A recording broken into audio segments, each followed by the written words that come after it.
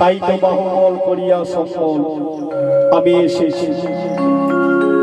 গীতায় একটা শ্লোক বলেছিলেন প্রভু, যদা যদা হি ধর্মস্য গ্লানি ভবতি ভারত অভ্যুত্থানাভিত ধর্মস্য তদাত্মানং সৃজম্যহং পরিত্রাণং সাধুনাং বিনাশায় চ দুষ্কৃতং ধর্ম সংস্থাপনার্থায় সম্ভবামি যুগে যুগে, সম্ভবামি যুগে যুগে, সম্ভবামি যুগে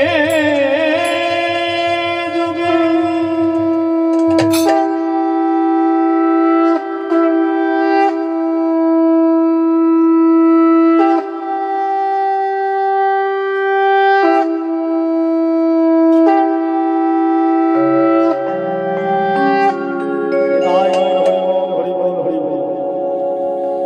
একথা শুনে শ্রী গোবিন্দের বদলে সকলে প্রেমে বিহ্বল হয়ে বললেন, হে যদুপতি, আমি একজন সামান্য মানুষ হয়ে কিছুতেই যে স্মরণ করতে পারছি না সেই আমার পূর্বজন্মের কথা।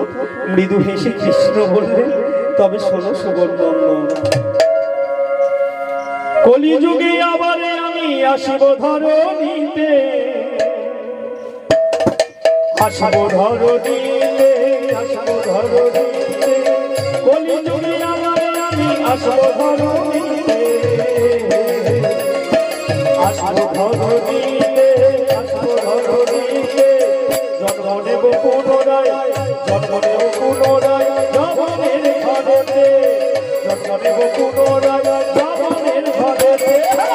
কলিযুগে আহা, কলিযুগে আবার তুমি, কলিযুগে আবার তুমি আসবে ধরণীতে, কলিযুগে আবার তুমি আসবে ধরণীতে, জন্ম নেবে পুনরায়।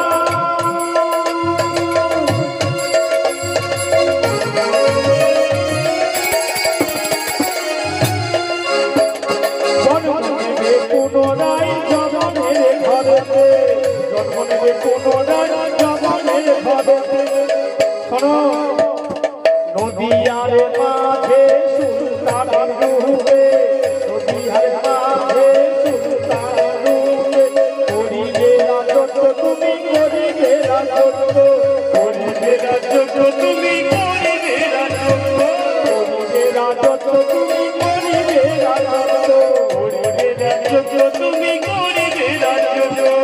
চাঁদে কাজে হবে সবনা, চাঁদে কাজে হবে সবনা, ও নামে গো চাঁদে কাজে হবে সবনা, রে গো চাঁদে কাজে হবে সবনা। শোনো বৎস, আমিও আসবো হেতা। কেমন ভাবে? পূর্ণ ধাম নবদ্বীপে শশী মাতার মুখে, পূর্ণ ধাম নবদ্বীপে শশী মাতার মুখে, বলিল কলস নাসি গৌরাঙ্গ রূপে, বলিল কলস নাসি গৌরাঙ্গ রূপে।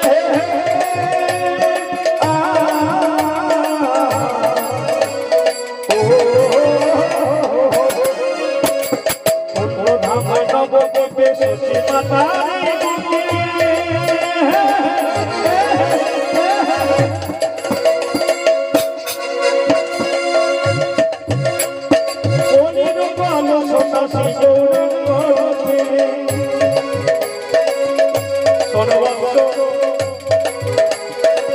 কাঁদিয়া কাঁদাবো তখন অজ্ঞান মানবে, হিংসা নয় বিদ্বেষ নয়, প্রেম হবে অস্ত্র,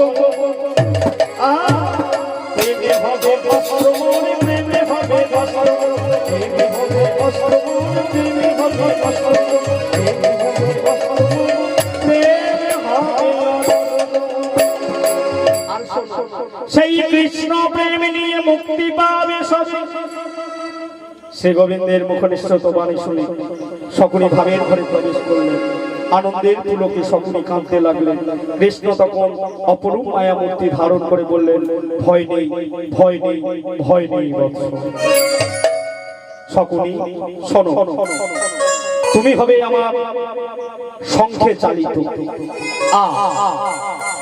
তোমার ধ্বংসের কারণ, তোমার ধ্বংসে নিমিত্ত সুদর্শন ধাবিত হলেও ওই সুদর্শন তোমার কোনো ক্ষতি করবে না। সেই সুদর্শন দেখে যেন তুমি ভয় পেও না, মানে চক্র দেখে যেন তুমি ভয় পেও না। সেই সুদর্শন পুনরায় আমার কাছে আবার ফিরে আসবে আসবে আসবে, অচিরেই পূর্ণ হবে তোমার মনস্কার।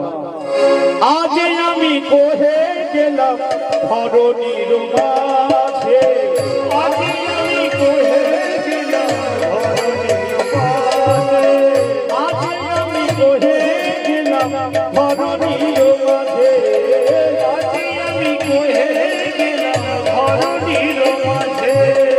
সর্বশ্রেষ্ঠ ভক্ত তুমি, সর্বশ্রেষ্ঠ ভক্ত তুমি, এ ভুবন মাঝে, এ ভুবন মাঝে।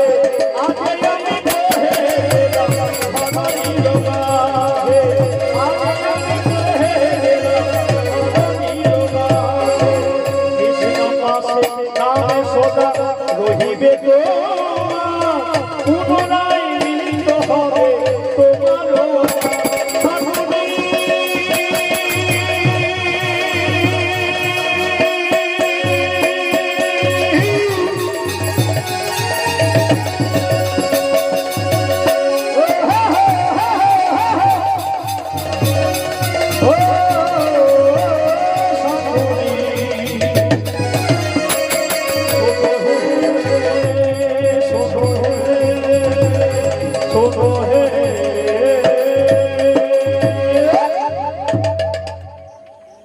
কৃষ্ণের কথা মায়ায় সকল চক্ষু মুদ্রিত করে বসে পড়লেন। আর যদুপতি শ্রীকৃষ্ণ ভগবান তখন ধীরে ধীরে অন্তর্ধান করলেন। হঠাৎ ধ্যান ভাঙলেন, সকলে দেখলে কৃষ্ণ আর সেখানে নাই। ভগবানের বিরোধী ধুলায় মিঠিয়ে পড়লেন সকলে।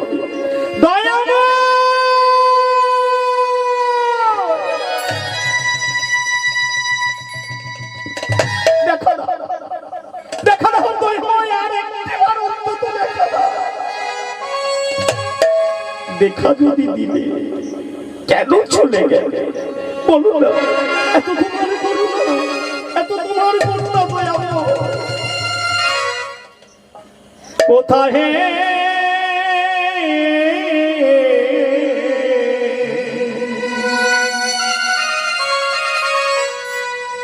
ও গো দয়া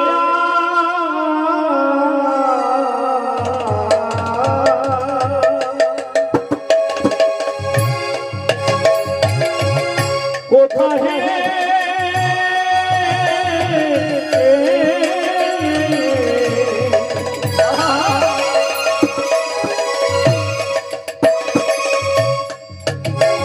কোথা চির সুন্দর মুরতি মনোহর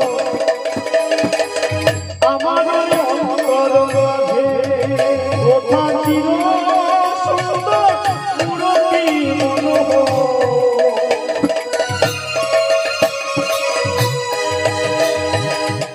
আমারে মাঝে। ভক্ত জীবন ধন জগ জগ তারণ,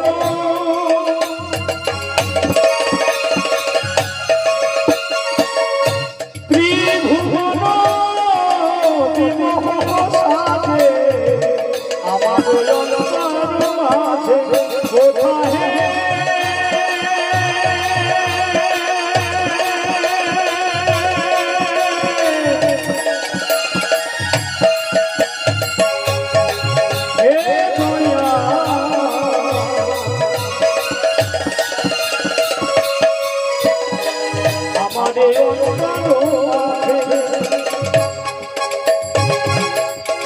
কোথায় তুমি দুঃখ নিবারণ, তুমি দেবে নিরঞ্জন, তুমি মোর প্রাণের স্বামী, তুমি মোর প্রাণের স্বামী। এসো ভিভি ভাস্কর পূর্ণ শাসন, দুঃখ হয় অন্তর্দা ও দয়া।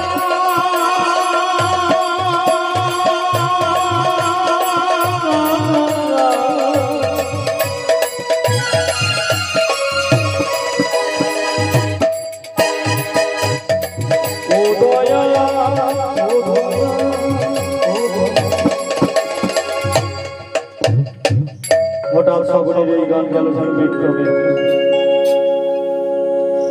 তিনি একজন কৃষ্ণ প্রেমিক ঠিকই, কিন্তু কাউকে শান্তি দেন না।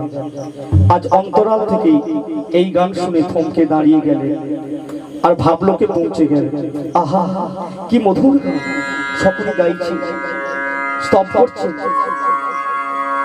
বৃন্দাবনং গুরং কৃষ্ণ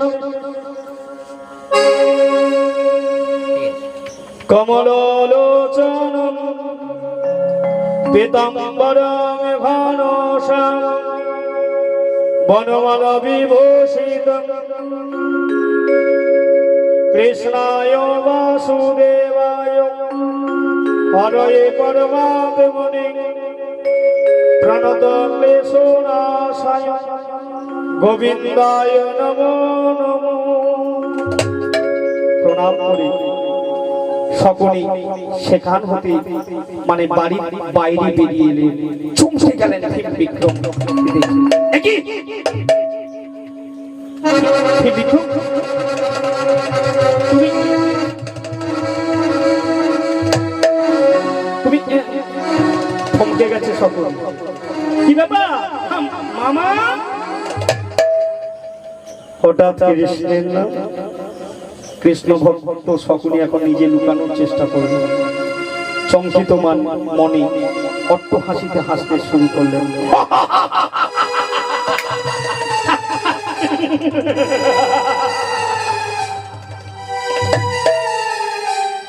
বুঝলে ভাই, এইমাত্র কিছুক্ষণ আগে এক দুরাচার কৃষ্ণ নাম করতে করতে এখানে এসেছিল। আমি তাকে এমন কষাঘাত করতে করতে হস্তিনাপুরে পার করে দিয়েছি। ভীম বিক্রম বলল, ভুল করেছে।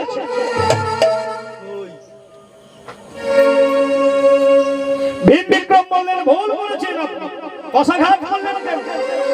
সে কি বলবো ভাগ্নে, গেরুয়া বসো চক্ষুদয় যেন কৃষ্ণ প্রেমে মাতোয়ারা। কৃষ্ণ নাম ছাড়া সে যেন আর কিছুই জানেনি।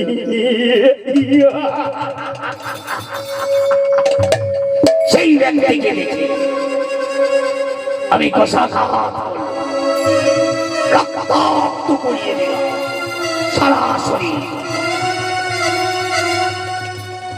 যেন ভাগ্নে এত মারলাম তবু সে কৃষ্ণের নাম ছাড়ে।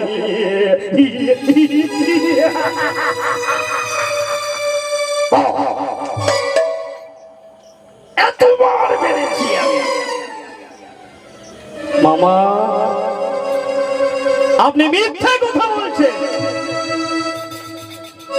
আপনি কোনোদিনও এই কাজ করতে পারেন না।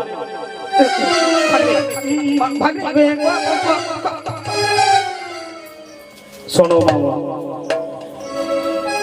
এই মিথ্যে কথাটা আমি আমার জ্যেষ্ঠ ভ্রাতাকে জানিয়ে আসি। কেমন?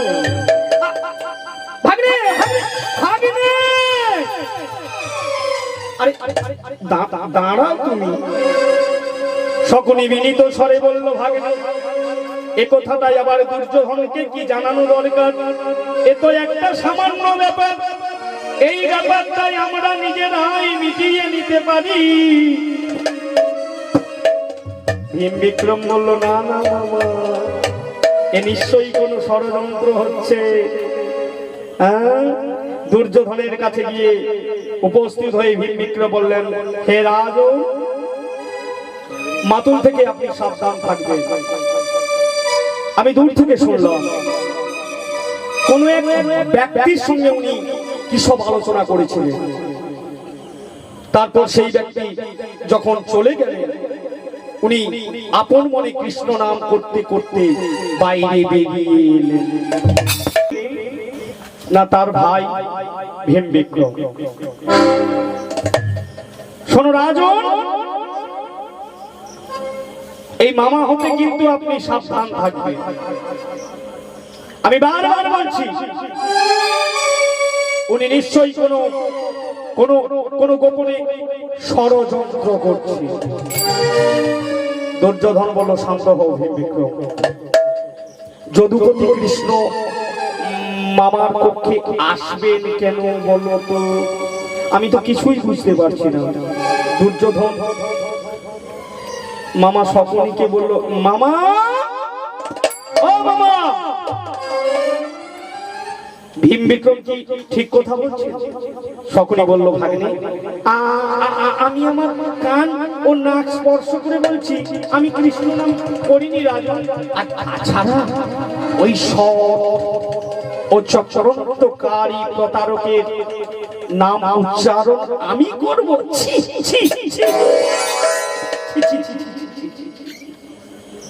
তুমি এটা ভাবতে পারলে? তুমি কি এটা ভাবতে পারলে? তবে তবে আমি আপনাকে বলছি রাজন, ওই ভীম বিক্রম হতে আপনি সাবধান থাকবেন।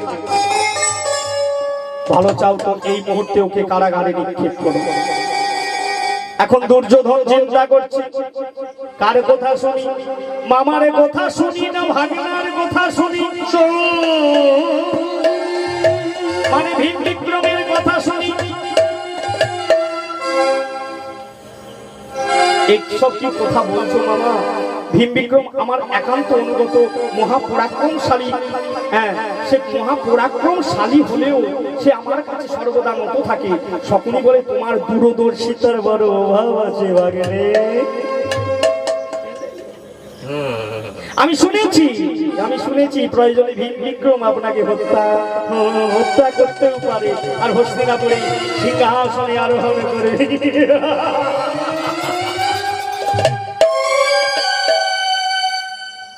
শোনো ভাগ্নে, ভীম বিক্রম প্রয়োজনে সিংহাসনে আরোহণ করবে, আমি তার পূর্বাভাস পেয়েছি। আরো জানি ওই ভীম বিক্রম মাঝে মাঝে জয়দ্রথ আর কৃপাচার্যের সাথে কি সব যেন গোপনে আলোচনা করে। ভীম বিক্রম ক্রোধান্বিত হলেন। ভীম বিক্রম বললেন, রাজন, মামা আপনাকে ভুল পথে নিয়ে যাচ্ছে। মনে হয় ওনার মস্তিষ্ক বিকৃতি হয়েছে। উনি কেন আমাদের বংশে এসেছে জানেন? প্রতিশোধ নিতে, পিতৃ হত্যার প্রতিশোধ, ছাত্রী হত্যার প্রতিশোধ। তোমার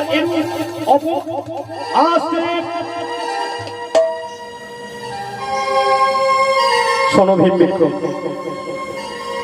মামার প্রতি তোমার এইরকম মন্তব্য করো অন্যায়।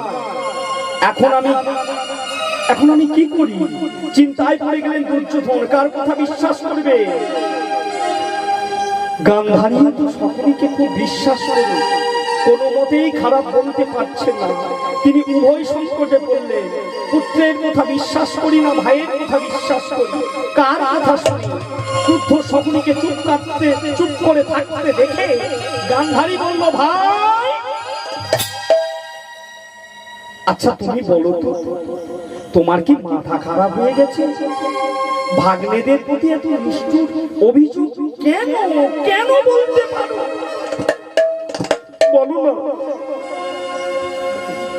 বলো না, তুমি কি সত্যই প্রতিশোধ নেবার জন্য আমাদের প্রাসাদে বাস করেছো?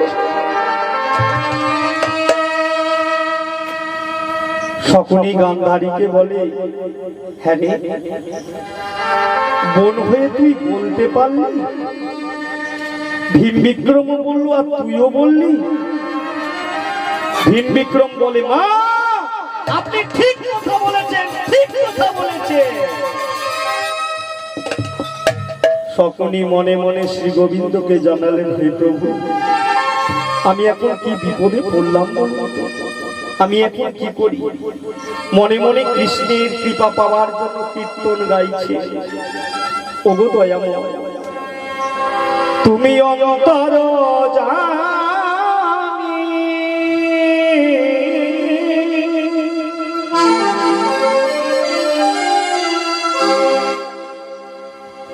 অন্তরে থাকো,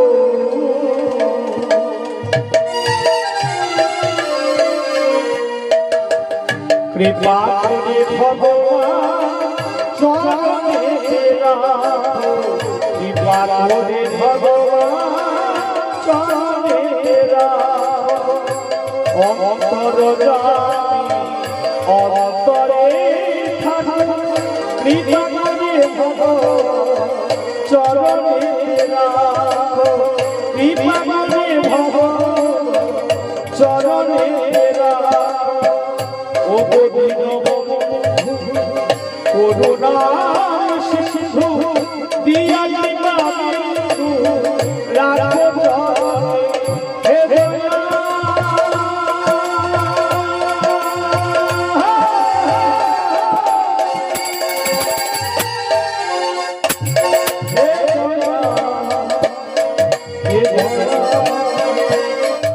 হে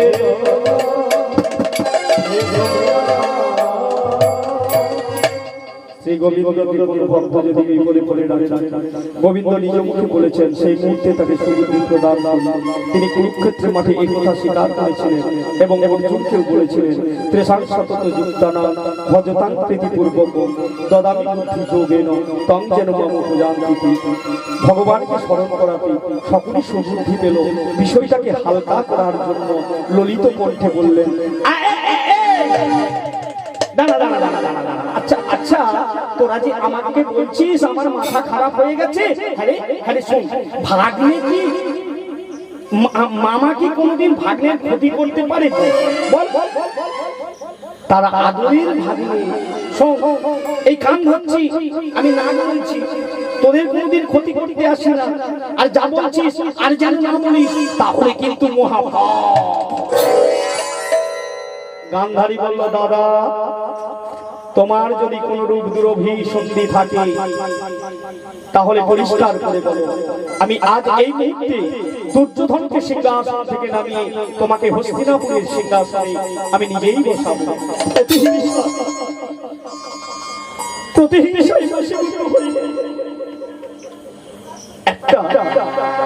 একটা সাজানো বাগানকে শ্মশান করে দিও না। সকলে একথা শুনে রেগে গেলেন। গান্ধারী, তুই আমাকে রাজ্যের লোক দেখাচ্ছিস?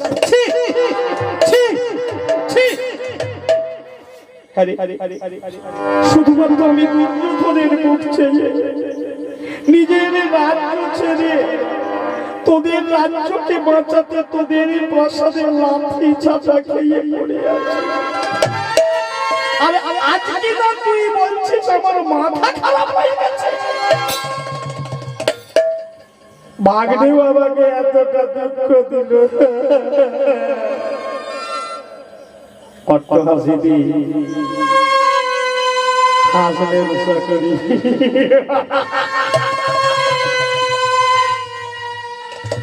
দেখি তোরা এইবার কি করিস। গান্ধারী বলছে, ভাতা তোমাকে একটা কথা বলি। তুমি দেখেছো জননী গান্ধারীকে, কিন্তু তার বুকের ভেতর পুত্র বাৎসল্যের করুণা ভরা বেদনার ধারা কিন্তু এখনো দেখো। দেখনি তার তেজস্বিনী রূপ, দেখনি তার অগ্নি স্ফুলিঙ্গের মতো দুরন্ত দীর্ঘশ্বাস। অট্টহাসিতে হেসে বললেন সকল,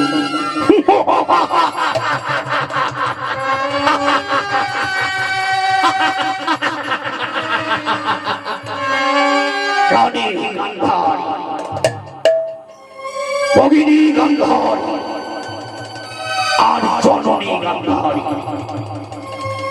আমি তোর তিনটি রূপ দেখেছি বা জানি ভগিনী। তবে শোন,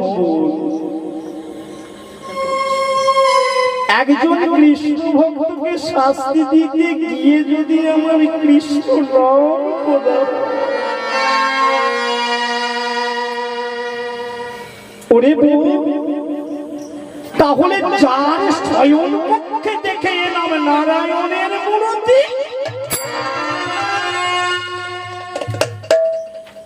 চমকে উঠলেন দুর্যোধন আর বিক্রম। দুর্যোধন বলছে, মামা আপনি বলুন, কার পক্ষে কার এত বড় সাহস যে নারায়ণের মূর্তিকে সে কাছে রেখেছে স্বয়ং পক্ষে? বলুন মামা, চুপ করে থাকবেন না, আপনি বলুন বলুন। সকলের চোখ দুটি ভীম বিক্রমের দিকে উচ্ছ্বাসিত হয়ে পড়ল। এমন জ্বলন্ত চোখ ভীম বিক্রম আর আগে কোনদিন দেখেনি। কম্পিত হতে লাগলো ভীম বিক্রম। দুর্যোধন বলল, বলুন বাবা, কার শয়ন কক্ষে নারায়ণের মূর্তি? বলুন, আপনি বলুন। কেন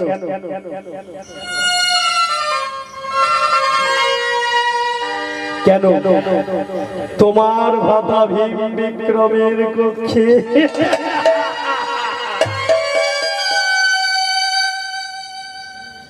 আমার ভাতা ভীম বিক্রমের কক্ষে। ভীম বিক্রম বলল, মাতুলের মাথা খারাপ হয়ে গেছে, রাজন আপনি ওনাকে অবিলম্বে বন্ধ করুন। দুর্যোধন বলল, না, মামা যখন নিজেই মুখ ফুটে বলেছে, এ তদন্তটা আমাকে করতেই হবে। গিয়ে দেখলেন ভীম বিক্রমের শয্যা পাশে নারায়ণের মূর্তি। চমকে উঠলেন দুর্যোধন, মামা তো সঠিক কথা বলেছে। ভীম বিক্রম এত বড় স্পর্ধা তোমার, আপনি বিশ্বাস করবেন না, জ্যেষ্ঠ ভাতা, আপনি বিশ্বাস করবেন না। এটা আমার বিরুদ্ধে কোন ষড়যন্ত্র। শান্ত হও কাপুরুষ। দুর্যোধন রক্তচক্ষু বিস্তার পূর্বক বললেন, লজ্জা করে না মিথ্যা কথা বলতে মামার নামে? শোনো, নারায়ণের কি এমন শক্তি আছে যে তাকে তুমি ভজনা করো? অবনত মস্তকে ভীম বিক্রম তো একজন কৃষ্ণ ভক্ত। নারায়ণের শক্তির কথা বললেন, ওগো জ্যেষ্ঠ ভ্রাতা, নারায়ণের অনন্ত শক্তি পরিমাপ হয় না রাজন। তিনি হলেন পরম ব্রহ্ম। তবে নারায়ণের ভজনা করলেও আমি কথা দিলাম আপনাকে, আপনার কাছে কোনরূপ ব্যাঘাত ঘটাবো না। তার ভজনা ছাড়া আমাদের যে আর মুক্তি নেই। ওগো জ্যেষ্ঠ ভ্রাতা, আমাদের যে আর মুক্তি নেই। একথা শুনে দুর্যোধন একটু থমকে গেলেন। এদিকে সকল মূর্তিটাকে তুলে নিয়ে গর্জন করতে করতে একাই নদীর দিকে চললে, সেটিকে নদীর জলে নিক্ষেপ করতে। আহা, কি ভক্তের লীলা দেখুন। এতক্ষণ ভিলনে অভিনয় করেছিল, আর সকলেই নারায়ণের মূর্তিটা যেই না একটু সাইডে নিয়ে গেল, ভক্তের এক চোখে হাসি আর এক চোখে কান্না অশ্রুতে ধুয়ে গেল নারায়ণের চরণ। ভক্তের কি অদ্ভুত অভিনয়, হৃদয় উচ্চার করা ভক্তি যেন বেরিয়ে এসেছে। তা শ্রীহরির প্রতি ভক্তির পুষ্পাঞ্জলিতে গাইছে সকলে, দয়া পুজিব ভগবান,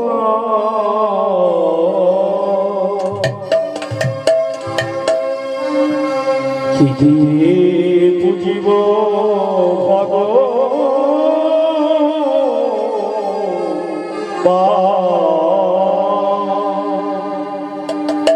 ওগো চরণ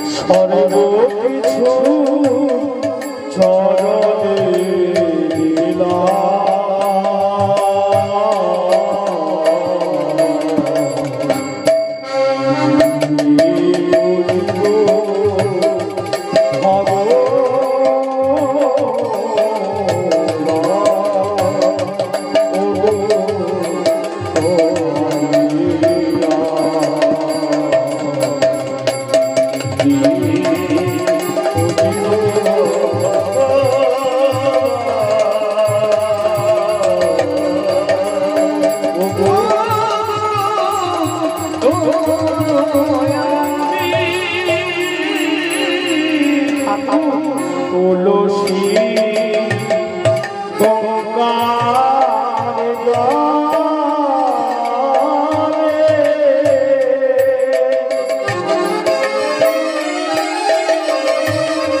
বুঝলে না কি তোমায় মেলে তুলসিয়ারে গঙ্গার জলে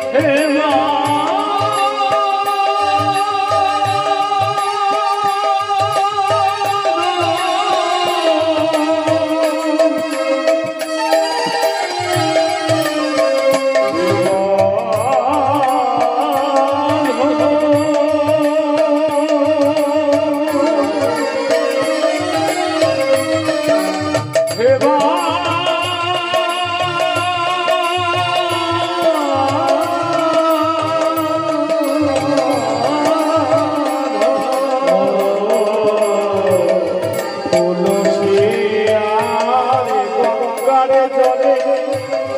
বুঝলে না কি তোমায় মেলে তুলসিয়ারে গঙ্গার জলে বুঝলে না কি তোমায় মেলে নয়ন দ্বারে রাখো আলে নয়ন দ্বারে চরণ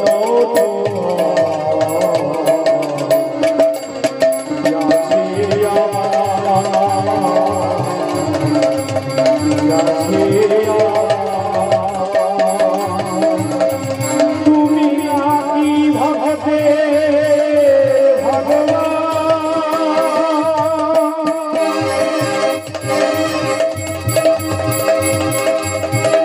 তুমি আকি ভগতে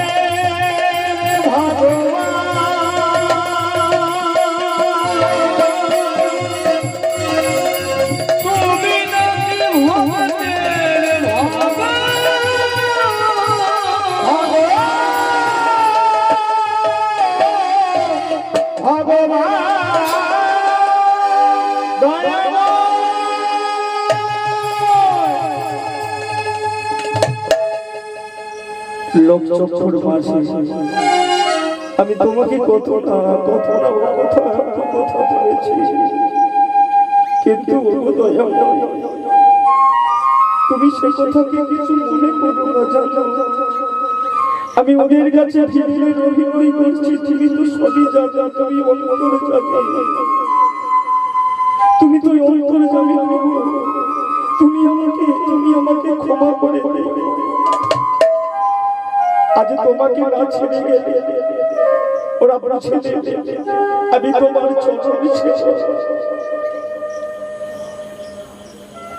চোখের জল সকলই আমরা ভগবানের পাদ পদ্ম ধুয়ে দিয়ে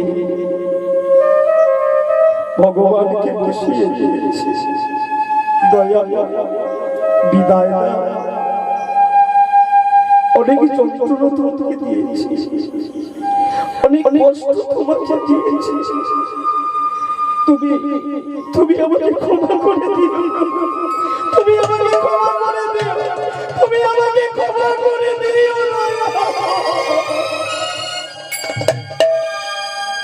ভক্তির জলে চরণ প্রাসাদে ফিরে এলে এদিকে দুর্যোধন কোনো টের পেলেন না যে সকলেই একজন কৃষ্ণ ভক্ত। নিজে হরিভক্ত হয়ে আজ কাউকে জানতে দিলেন না। ওদিকে দুর্যোধন তিরস্কার করলেন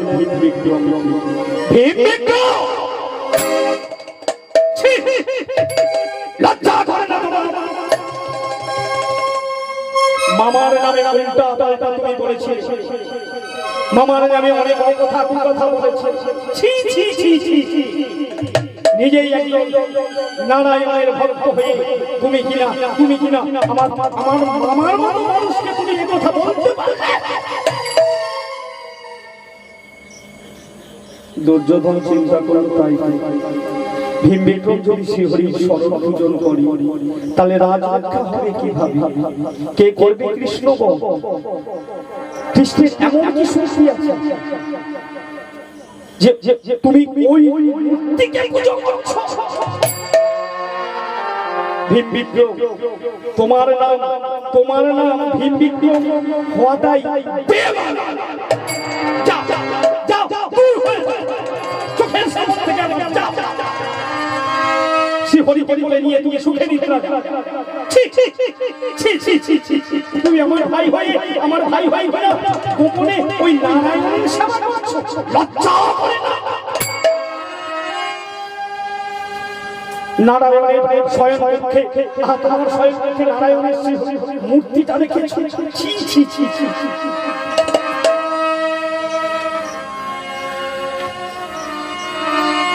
কিন্তু ভীম বিক্রম চিন্তায় পড়ে গেল। আমি মামাকে অসামান্য বলি, ভাবি ঠিকই, কিন্তু মামা যে এমন অসামান্য ক্ষমতাটা কি অর্জন করলো কিভাবে? শ্রদ্ধা জানাতে ইচ্ছে করে নিশ্চয়ই উনি অন্তর্যামীর পরম ভক্ত, কৃষ্ণ ভক্ত শকুনি, কৃষ্ণ ভক্ত শকুনি, কৃষ্ণ ভক্ত শকুনি। হে দয়া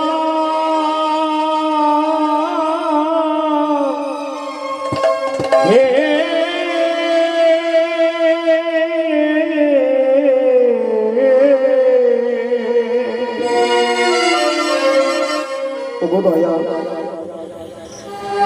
আমি আমার ভ্রাতা দুর্যোধনের কাছে, মামার কাছে আমি নিজেকে ধরা দিতে চাই না। তাই প্রভু, আমি যদি কোনো অপরাধ করে থাকি তুমি আমাকে ক্ষমা করে দিও। আমি জানি না মামাকে আমি সামান্য ভাবতাম, কিন্তু মামা যে গোপনে গোপনে তোমার ভজন করে তা আমি জানতে পারলাম। আমার একটু মনে শান্তি পেল, কারণ উনিও তো আপনার পরম ভক্ত, কৃষ্ণ ভক্ত শকুনি। তুমি কৃপা করো দয়াল, কৃপা করো দয়াল, কৃপা করো দয়াল, কৃপা করো তুমি কৃপা করো হে আমায়, কৃপা করো হে দয়াল, কৃপা করো হে দয়াল, কৃপা করো হে। ভুল যদি করে থাকি, ভুল যদি করে থাকি তোমার চরণে, ক্ষমা করে দিও প্রভু এ অধমে। হে দয়া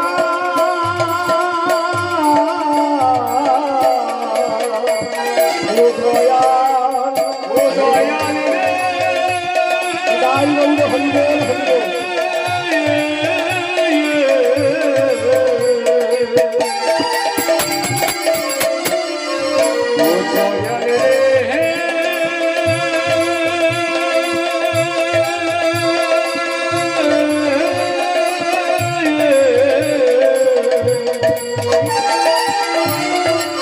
দয়াল রে, দয়াল রে, দয়াল